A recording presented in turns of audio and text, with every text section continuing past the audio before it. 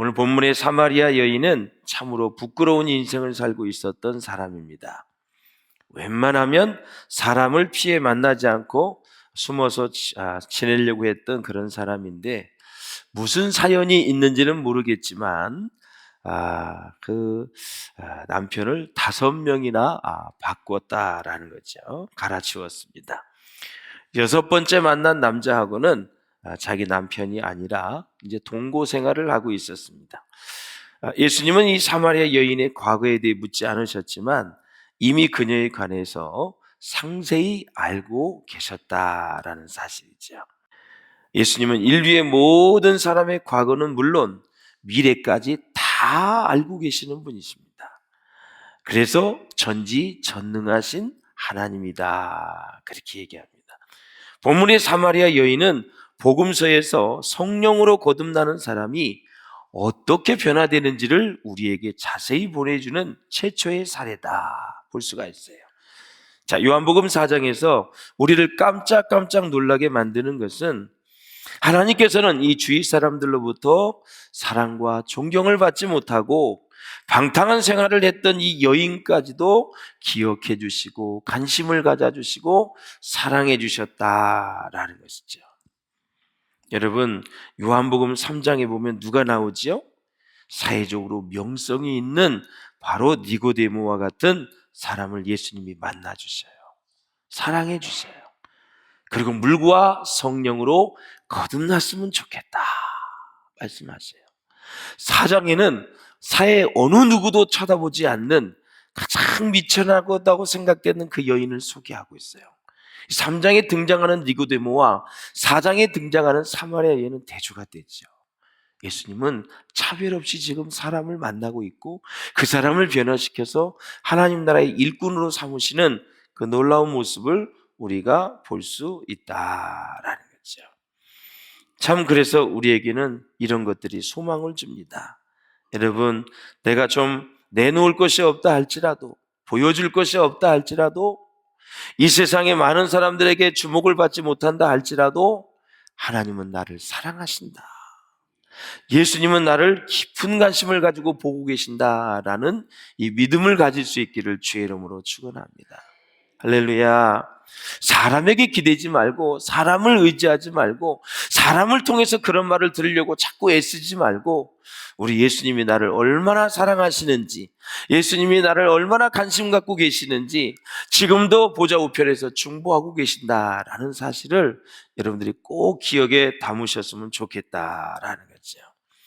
사람은 누구나 다 과거를 가지고 있습니다. 하지만 과거의 상처를 다 치유받고 사는 사람은 그리 많지 않습니다. 대부분의 사람은 과거를 그냥 묻어둔 채 미래를 향해서 나아가려고 합니다. 시간 지나면 좀 나아지겠지, 세월이 약이야, 이런 말을 많이 해요. 사람은 과거가 깨끗이 정리되어야 희망에 찬 밝고 정말 소망에 찬 그런 미래를 열어갈 수 있지 않습니까, 여러분? 그래서 이 사마리아 여인의 인생의 최고의 축복은 뭐냐? 예수님과의 만남이었다라는 거죠. 주님과의 만남이었어요. 여러분, 사마리아 여인은 예수님이 불현듯 우연히 만났다고 생각할지 모르겠지만 절대 그렇지 않습니다. 사복음서에 보면 제자들이 예수님께서 사마리아 길로 가려고 그랬을 때 막으셨습니다. 예수님, 사마리아 땅은 유대인들이 가지 않습니다. 더럽혀진 땅입니다. 이방인들이 아수르가 와서 전부 다 더럽혀진 땅이고 정말 이방인같이 여기는 그 땅인데 예수님이 왜 그쪽으로 가려고 합니까? 돌아서 갑시다. 아니다라는 거죠. 예수님은 지금 사마리아 여인이 어떤 여인인지, 남편을 5번 바꾸고 지금 6번째 사는 것까지 다 알고, 동거하는 것까지 다 알고, 예수님은 그 길에 가서 그 여인을 만날 목적을 가지고 있었다라는 사실이죠. 그런데 이 여인이 예수님이 그렇게 가려고 했던 목적과 계획과 제자들이 만류함에도 불구하고 그렇게 가려고 하는 것들을 알고 있었냐라는 거죠. 몰랐다라는 거죠. 우리는 독자이기 때문에 알지요. 그러니까 예수님이 한 영혼을 찾아가서 구원하시고 그를 부르시고 그를 축복하시고 그에게 놀라운 은혜를 베푸는 사건은 하나님의 철저한 계획이 있다라는 사실이에요. 우리가 이 주일에도 교회에 그냥 온 것이 아니라 하나님의 은혜 가운데 온 줄로 믿습니다. 우리가 구원받은 것은 하나님의 철저한 계획 속에 있다라는 사실이죠. 이런 것을 우리가 깨달아야 은혜의 사람이다 이렇게 할 수가 있어요. 주님의 은혜에 감사할 수가 있어요. 주님 안에서는 여러분 누누이 말씀을 드렸잖아요. 우연이 없어요. 다 필연이에요. 하나님의 손 안에 다 있는 거예요. 믿습니까 여러분? 그것이 해석이 되어져야 하나님의 섭리를 알게 되고 하나님의 섭리를 믿어야 하나님이 나를 여기까지 인도해 주신 것은 하나님의 전폭적인 은혜였구나, 하나님의 돌보심이었고 하나님의 도우심이었고 하나님의 역사하심이었구나, 그것이 아니고서 내가 여기까지 올 수가 없었구나 생각하면 감사가 터져 나오지요. 감사. 할렐루야. 응? 사랑하는 여러분, 예수님을 만나 구원을 받고 마셔도 목마르지 아니한 생수를 마시게 됐어요. 그 생수가 성령을 말하는 것입니다. 그녀의 과거를 치유해 주시고 구원의 선물과 함께 주님의 성령을 부어주셨다. 이 AS가 예수님은 얼마나 좋은지, 구원받은 것이 끝나지 않고 이 여인이 생명 있는 날까지 주님과 동행하며 살 수 있도록 성령을 부어주셨다. 그래서 예수님이 그러셨잖아요. 내가 가는 것이 너희에게는 더 복이 된다고, 유익하다고. 보혜사 성령을 보내주실 거기 때문에 우리의 남은 인생에 AS를 확실하게, 애프터 서비스를 완전하게 영적으로 여러분 해주신 분이 바로 예수 그리스도이시다라는 거죠. 그 AS를 받아야 우리는 천국 가는 그날까지 믿음을 지키고 구원의 은혜에 감사하며 주신 사명 잘 감당하고 살지요. 근데 그 AS는 성령으로만 가능하다 말씀하셨으니 성령을 받아야 AS를 받지요. 여러분, 돌보심을 받고 간섭하심을 받고 역사하심, 축복하심, 인도하심, 5가지 아닙니까 여러분? 이걸 다 받아야 되는데 성령 없이 살아가니까 우리는 하나님의 AS를 받지 못하니까 힘들 수밖에 없는 거죠. 외로울 수밖에 없는 거고요. 그래서 오늘 본문은 사마리아에 있었던 놀라운 부흥의 역사를 말해주고 있습니다. 사실 사마리아는 영적인 부흥이 일어날 가능성이 전혀 없는 곳이잖아요. 그러나 놀랍게도 거의 창녀와 같이 사회에서 버려지고 방탕한 생활을 하던 한 여인이 예수님을 만납니다. 영적으로 완전히 죽은 도시 사마리아에서 놀라운 구원의 부흥의 역사가 일어납니다. 한 여인이 변화됨으로. 저는 여러분 한 사람 한 사람이 변화될 수 있기를 주의 이름으로 축원합니다. 할렐루야. 예수님께서는 악한 어떤 죄를 지은 죄인이라고 할지라도 그를 사랑해 주시고 구원해 주시고 그에게 깊은 관심을 가지시고 그 인생을 이끌어 가시는 분이 예수님이시다. 그래서 인생의 길목마다 여러분 기도 많이 하셔야 돼요. 사랑하는 여러분, 누구든지 예수님 앞에 나오기만 하면 우리는 용서함을 받습니다. 본문의 메시지는 사마리아 여인이 구원받았다는 것에만 집중하지 않고 있습니다. 더 큰 도전이 뭐냐면 예수를 믿으면 심령의 병이 고침받는다. 심령은 마음과 영을 얘기하는 거예요. 인간에게는 육신의 병과 마음의 병이 있습니다. 마음의 병에는 정서적인 장애가 있을 수도 있고요. 생각과 가치관이 잘못되어져서 선악을 구분하지 못할 때가 있어요. 나중에는 마음이 점점 더 깊이 병들어가는 그런 모습을 볼 수가 있는데 우울증도 다 정신에 관련된 마음의 병입니다. 여러분, 공황장애도 마찬가지고요. 그래서 물과 성령으로 거듭나면 우리는 구원을 받는다는 다 알고 있어요. 뿐만 아니라 마음의 병까지 다 치료받을 수 있다라는 것입니다.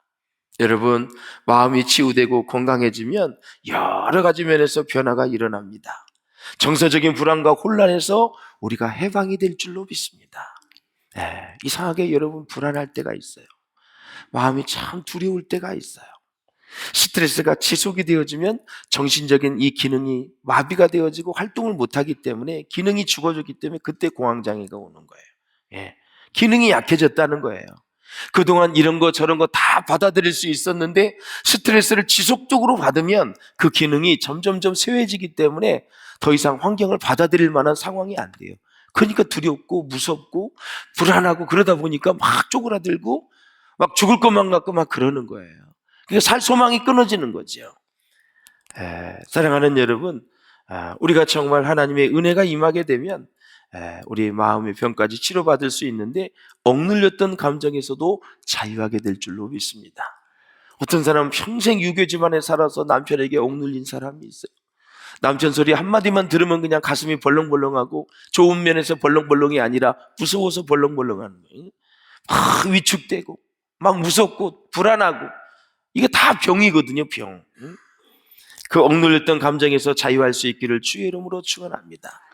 때로는 삐뚤어진 자아가 있을 수가 있어요. 애초부터 삐뚤어진 자아. 성격이 여러분 있을 수 있지만 새로워지고 또 새롭게 되어져서 변화가 일어날 수 있기를 주의 이름으로 축원합니다. 이런 사람이 있어요. 초조하고 늘 두려워했던 마음에 이제 평안이 찾아. 예수 믿고 나서 예배를 드리고 예수 그리스도를 영접하고 나서 말씀을 듣고 나서 늘 초조하고 불안하고 두려워했던 마음에 주님의 참 평안이 찾아오는 거예요. 그러므로 사랑하는 여러분, 내면의 상처가 아물기 시작하고 또 초조하고 두려워하고 또 불안했던 마음들이 다 떠나가고 주님이 주신 참 평안이 함께 하시기를 주의 이름으로 축원합니다. 이 평안은 우리의 영, 우리의 마음, 정신, 육까지 다 평안한 상태를 얘기하는 거예요. 그 복을 누릴 수 있기를 주님의 이름으로 축원합니다. 그렇습니다. 그리고 우리가 하나님의 은혜가 임하기 시작하면 점점 꼬이고 꼬였던 대인관계도 점점 좋아지게 되어집니다. 자, 보세요. 예수님과 사마리아 여인의 첫 만남에서 화제는 뭐였어요? 마시는 물이었었어요. 물을 달라고 얘기해. 왜 유대인인데 한 남자가 물을 달라고 하니 놀랄 수밖에 없죠. 그런데 이야기가 계속 진행되다가 사마리아 여인이 예수님에 대해 눈을 뜨면서 대화의 화제가 뭐로 바뀝니까? 예배로 바뀌게 되어집니다. 놀라운 일입니다. 저는 여러분의 일상적인 대화가 우리의 삶의 모든 모습 속에서 그냥 일상적인 대화가 영적인 대화로 승화될 수 있기를 주의 이름으로 축원합니다. 2시간 동안 차를 마셨는데 영적인 대화를 단 한 번도 안 했다는 것은 우리의 모든 삶의 모습이 아직도 정신적인 영역에 머물러 있다. 더 깊이 들어가면 세상적인 영역에 들고 있다. 더 깊이 들어간다면 우리가 세상적으로 추구하는 일들만 지금 굉장히 많이 그쪽에 관심이 가 있다라는 거죠. 영적인 존재는 영적인 은혜를 받으면 다 영적인 나라를 사모하고 그 나라를 자꾸 꿈을 꾸고 그 나라의 비전을 생각하면서 걸어가는 거예요. 할렐루야. 하나님의 비전이 여러분 가운데 있으시기를 주의 이름으로 축원합니다. 땅에 살지만 정치를 하고 경제를 하고 또 우리가 문화, 예술, 체육, 스포츠 모든 영역에 있지만 여러분의 마음은 하늘을 향해 갈 수 있기를 주님의 이름으로 축원을 드립니다. 할렐루야. 사랑하는 여러분, 그래서 이제 우리가 이제 사마리아 여인을 통해서 삶을 새롭게 하는 2가지 방법을 배우게 됩니다. 첫째, 예수님과 끊임없이 대화하는 것입니다. 말씀을 통해서 하나님을 만나고 나의 죄를 위해 십자가에 대신 돌아가셔서 죄값을 대신 치루어 주신 예수님을 만나야 되고요. 그리고 성령님의 인도하심과 간섭하심으로 다 성령님의 인도를 받아야 돼요. 그럼 인도를 받으려면 물어봐야 돼요. 우리가 가다가 길을 물으면 어디서 차를 타지요? 여기가 어딘가요? 그 식당 어디로 가나요? 모르면 물어봐야 됩니다. 그럼 성령님께 우리의 인생을 물어보시는 게 인도함 받는 거예요. 성령님은 인격적이신 분이고 전지전능하신 하나님이시기 때문에 우리가 물으면 반드시 대답을 해줘요. 할렐루야. 그렇습니다. 그러므로 우리 모두는 이제부터라도 먹고 마시는 문제, 자식과 직장 문제, 사업 문제, 이런 것들에서 이제는 한 걸음 더 나아가서 생명력 있는 영적인 이야기로 화제를 바꿀 수 있는 은혜가 있으시기를 주의 이름으로 축원합니다. 자, 19절의 말씀을 보니까 여자가 눈이 띄었습니다. 시작. 여자가 이르되 주여 내가 보니 선지자로소이다. 처음에는 유대인 남자였었어요. 남자가 물을 달라고. 남편을 데려오라 그러더니 선지자가 아니야. 그래서 이 유대인 남자가 선지자로 보이기 시작하고, 내 남편을 불러오라. 어떻게 하셨습니까? 나는 메시아가 뭐 한번 예배해서 메시아가 오면 다 예배 드릴 것을 가르쳐주고 하는데 내가 그니라. 그랬더니 예수님을 메시아로 딱 보게 되죠. 놀라운 일이 아닙니까? 응? 그러면서 예배에 대해서 관심을 가지고 예수님께 질문을 합니다. 예수님이 누구이신지를 알게 되고 깨닫고 보니 이제 자연스럽게 예배에 눈을 뜨기 시작하고 예배에 관심을 갖기 시작한다. 할렐루야. 예수님은 우리가 한꺼번에 다 알 수가 없습니다. 예배에 부지런히 참석하고 각종 바이블 스터디를 통해서 하나님을 알아가고 소그룹 모임, 또 순예배, 여러 가지 남녀전도의 모임을 통해서 예수님에 대해 듣고 배우시고 계속해서 우리는 영적인 진보가 있어야 될 줄로 믿습니다. 예수님을 통해서 예수님을 이 땅에 보내신 하나님을 알게 되잖아요. 얼마나 감사해요. 주일에만 그냥 왔다 갔다 가는 사람들을 보면 사실 담임 목사의 입장에서 보면은 정말 안타까울 때가 있어요. 거기다가 한 주일에 딱 한 번 왔는데 설교 시간에 잠깐 졸 수도 있어요. 얼마든지 졸 수 있죠. 근데 말씀을 놓친다는 사실은 알고 계셔야 돼요. 사랑하는 여러분, 그렇기 때문에 요한복음 4장에서 깨닫는 것은 정말 만남보다 복된 것이 없습니다. 단순히 물길로 왔던 사마리아 여인은 뜻하지 않게 예수님을 만나서 마음문이 열리게 됐어요. 그래서 구원도 받았습니다. 이렇게 예수님과의 복된 만남을 통해서 어려운 인생의 문제를 어렵게가 아니라 쉽게 풀어갈 수 있는 것입니다. 예수님만 만나면 복잡했던 문제들이 아주 단순해지고 쉬워집니다, 여러분.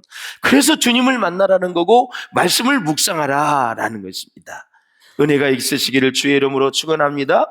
한결같이 예수님을 만난 사람들은 다 인격이 변화되었습니다. 왜냐하면 예수님의 능력과 인격과 사랑이 사람을 감화감동시키기 때문에 그렇습니다. 그래서 예수님의 성품이 나의 인격이 되게 해달라고 부단히 기도하시기를 주의 이름으로 축원합니다. 이제 사마리아 여인은 계속 예수님과 대화하면서 자신도 모르는 사이에 영적인 대화를 나누게 됩니다. 예수님께서 이제는 서론이 다 끝났습니다. 본론에 딱 들어가자마자 내 남편을 데려오라. 갑자기 돌출발을 합니다. 나는 남편이 없나이다. 네가 남편이 없다 하는 말이 옳도다. 5 남편이 있었고 지금 있는 자도 네 남편이 아니니 네 말이 참되도다. 완전히 자기의 영적인 현주소를, 삶의 현주소를 딱 예수님이 얘기해 버렸어요. 사실 예수님께서 여인의 부정한 과거를 드러내려고 하신 말씀이 아닙니다. 사도 요한이 여기서 말하려고 하는 것은 무엇일까요? 바로 예수님이 단순한 인간이 아니라 사람의 마음 속까지 꿰뚫어 보시는 신적인 능력을 가지고 계시는 전지전능하신 하나님이심을 보여주는 거예요. 또한 예수님은 이 여인이 남편이 없다고 한 말이 참되다고 말씀하십니다. 이건 일종의 반어법이거든요. 자, 이 여인이 거짓말을 했는데 예수님이 오히려 긍정적인 말로 덮어준 거예요. 이게 대화의 최상급의 대화입니다.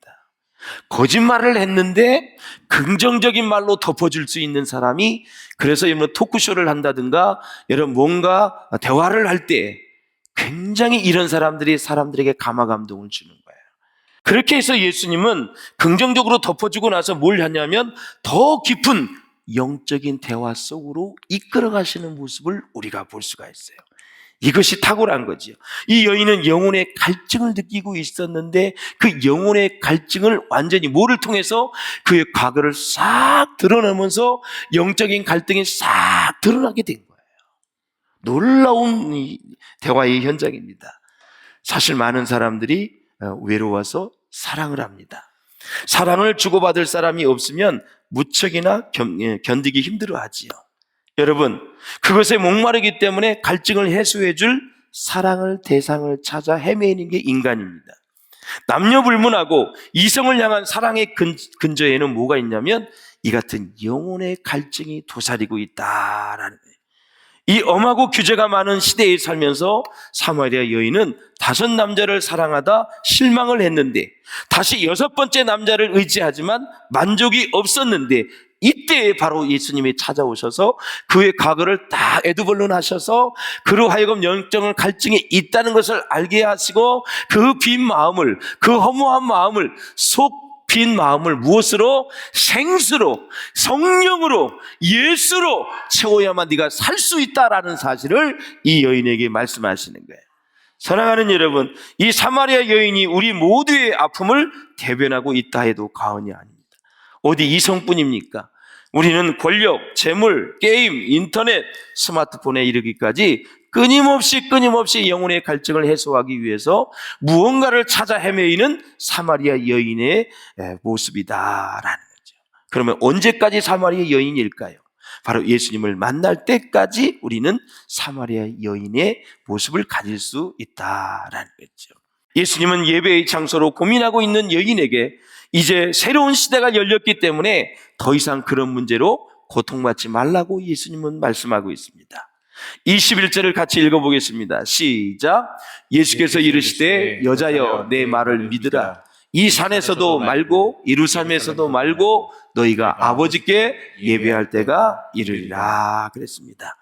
예수님은 구원이 유대인에게서 난다는 말을 하는데 이 말은 인류를 구원하실 메시아가 유대인의 혈통에서 난다는 거지 사마리아에서 나지 않는다. 사마리아 여인은 예수님께 자신의 가오를 모두 다 쏟아놓았습니다. 죄를 다 예수님께 이제 고백을 했어요. 여러분, 사람에게 잘못했으면 당사자에게 사죄를 하고 나라에게 잘못했으면 나라에게 용서를 구해야 됩니다. 또한 메시아를 기다리고 있던 이 여인에게 예수님은 이렇게 말합니다. 예수께서 이르시되 내가 말하는 내가 그라 하시니라. 할렐루야. 예배에 대해서 말씀해 주실 분이 메시아가 오면 그렇게 말씀해 주신다는데 그 메시아를 내가 기다리고 있습니다. 이렇게 여인이 말하니까 내가 말하는 그가 나야. 얼마나 쉽습니까, 여러분? 면전에서 이 여인은 이제 죄의 문제, 종교적인 문제, 하나님을 예배하는 모든 문제에 대해서 알고 깨닫게 되었다라는 사실입니다. 할렐루야.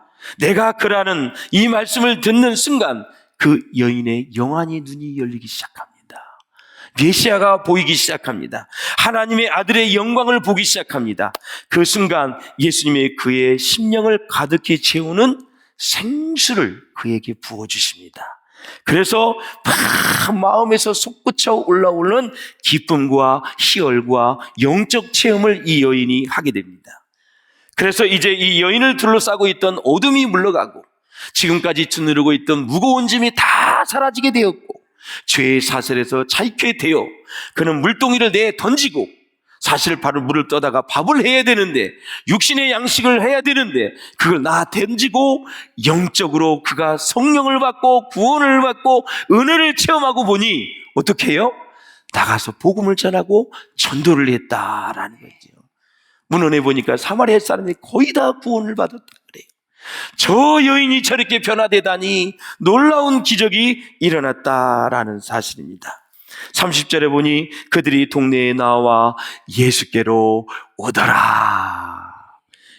오늘 생수를 달라고 기도하시기를 주의 이름으로 축원합니다. 주님, 성령이 필요합니다. 나에게 부어 주시옵소서. 기름을 부어 주시옵소서. 주여, 그 힘으로 살아가게 하여 주시옵소서. 모두가 다 변화된 사마리아 여인처럼 정말 하나님의 은혜를 덧입어서 구원의 감격을 가지고 복음을 전하고 많은 사람들에게 내가 메시아를 만났다고 만천하에 드러낼 수 있기를 주님의 이름으로 축원합니다. 여러분은 반드시 복음의 증인이 되어야 됩니다. 하나님은 그렇게 쓰시기 위해서 여러분을 제자 삼으셨고 여러분을 부르셨고 여러분에게 구원의 은혜를 주셨고 여러분에게 범사의 복을 주신 줄로 믿습니다. 생명 있는 날 동안 많은 사람들에게 물동이를 내 던지고 그렇게 전도했던 것처럼 여러분의 주위에 있는 사람들을 여러분을 통해서 구원받는 역사가 일어날 수 있기를 다시 한번 주의 이름으로 축원합니다.